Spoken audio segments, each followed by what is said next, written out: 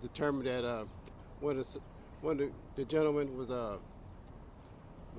asked to leave and did not want to leave. So while attempting to place him under arrest, a struggle ensued.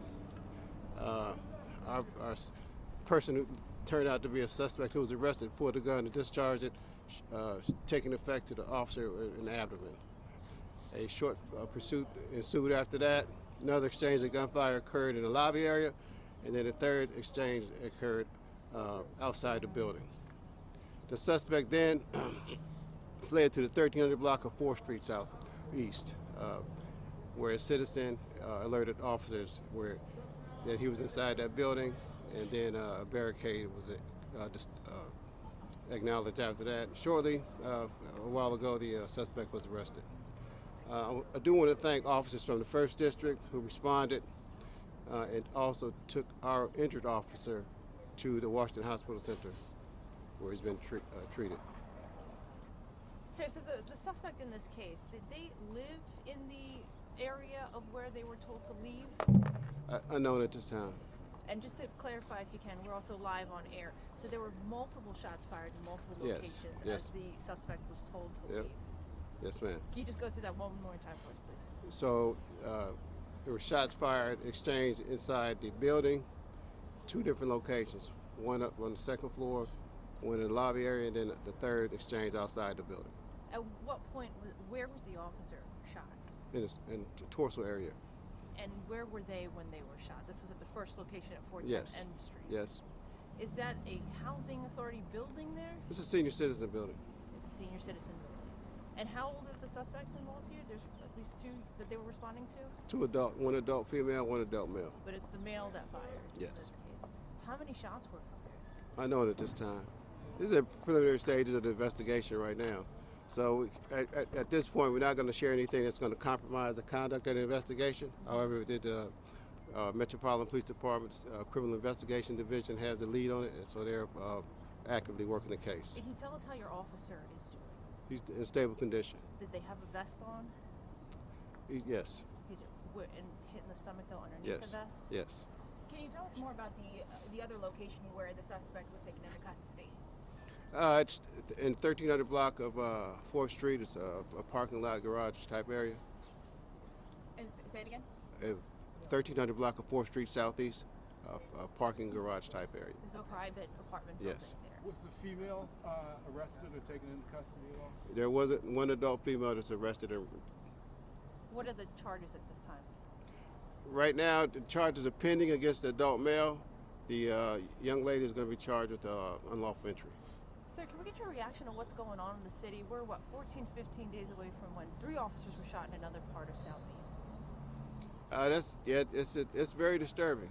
The violence seems to be escalating, but it's just a challenging time right now for our law enforcement officers and the community at large. Chief, does the suspect have a known address? Unknown at this time. And as far as the other residents in that private apartment building, what was going on this morning? Were they on lockdown? Can you kind of describe that situation? It was locked down after the shooting occurred, but before that, it was early morning hours. And the suspect that was apprehended, was he barricaded inside that parking garage area? I can't describe the scene. Just right now, just a parking lot, garage area. What was the 2 suspects doing in the first location that they were told to leave and wouldn't leave? We unknown at this time. Can you tell us how you were able to take the suspect into custody? Could you repeat that? Can you tell us how you were able to take the suspect into The custody? emergency response team from the Metropolitan Police Department effected that arrest. Were they, the 2 suspects, were they in an apartment? Were they in a lobby of the building? In the lobby, no, outside the apartment. Outside the apartment, Yes. where they were told to leave? Yes. Is the woman also under arrest? Yes, sir. Yes, sir. Affected an arrest. Did he surrender willfully? Was there some kind of tactic used? Unknown at this time. Chief, is the suspect also at the hospital right now? No, He was not transported? not that I'm aware of. No. What kind of vehicle or weapons were recovered, Chief? Unknown at this time. I don't know if there were any weapons recovered. And do we know if any residents from the senior center were ever involved? Did they ever communicate with these people? Not at this time. Again, this is the preliminary stages. So we don't know why they were outside that apartment? Not right now, nope.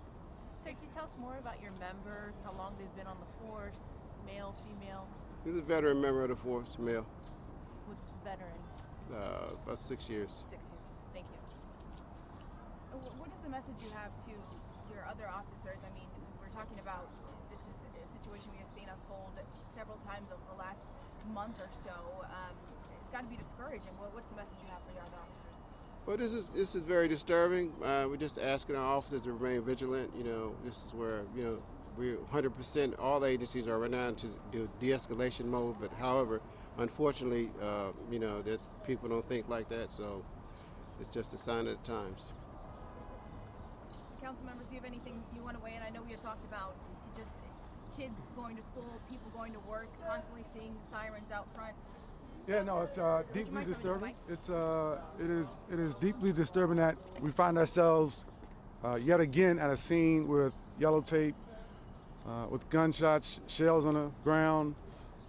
This is steps away from a school where parents and kids expect to be safe.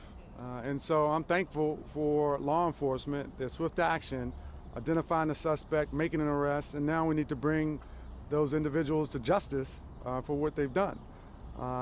Every day, these officers get up, they get dressed, they go out of their doors, and they put their lives at risk to do their jobs. And so I'm thankful that they were able to apprehend the suspects at this point. But we also have to recognize just really the courage that it takes to be able to do this job. The brazenness of individuals who would shoot at law enforcement in broad daylight in the morning.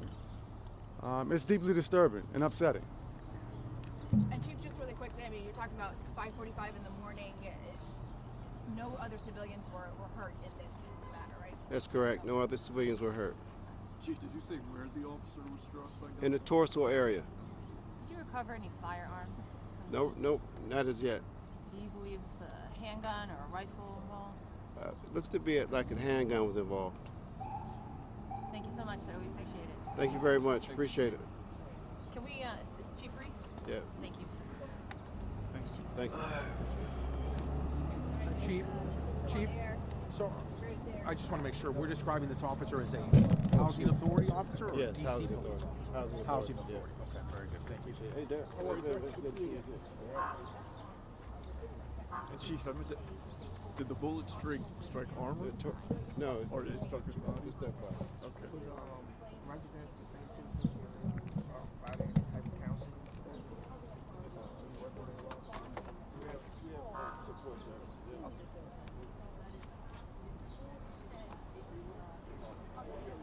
I didn't know if you want to.